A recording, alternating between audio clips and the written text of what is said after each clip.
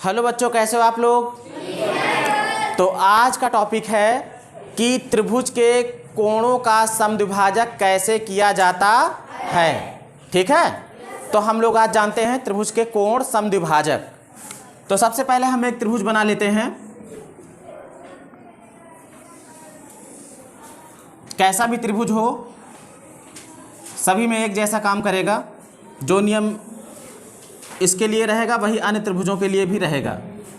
ये मान लीजिए इसका शीर्ष ए है और ये बी और ये सी। नाम ही है त्रिभुज के कोण समद्विभाजक।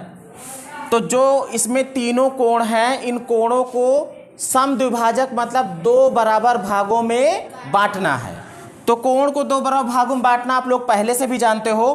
क्या करोगे, किसी भी एक शीर्ष को ले लोगे और एक चाप ऐसा लगाओगे जो कोण बनाने वाली दोनों भुजाओं को काटेगा।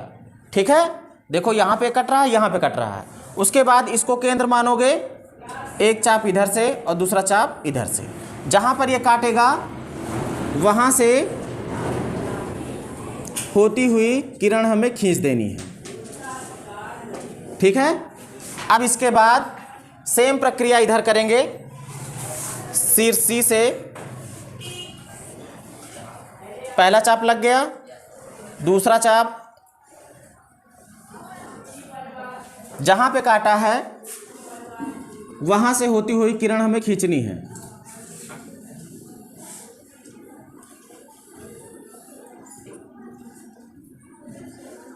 अब हम इस वाले कोण का भी समद्विभाजक करेंगे।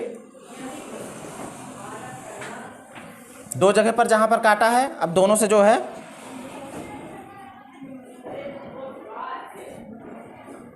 एक चाप और फिर ये दूसरा चाप यहां पे काट रहा है।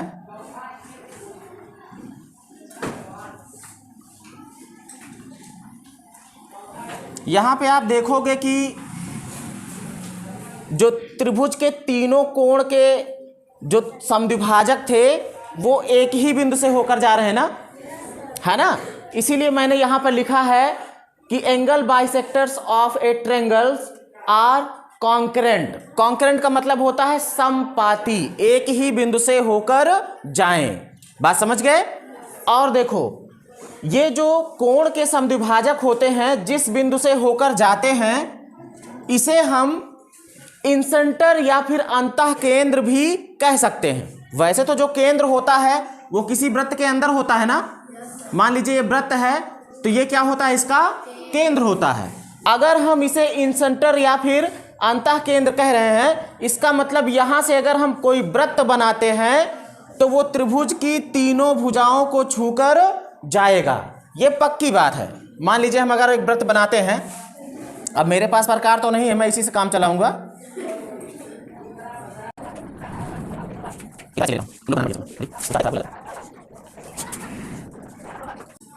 जो वृत्त बनाओगे वो क्या होगा, तीनों भुजाओं को छू कर जाएगा और इस वृत्त को कहेंगे अंतःवृत्त। क्या कहेंगे? क्योंकि ये अंतःवृत्त है, इसीलिए जो ये केंद्र है इसे अंतः केंद्र भी कह रहे हैं। बात समझ गए?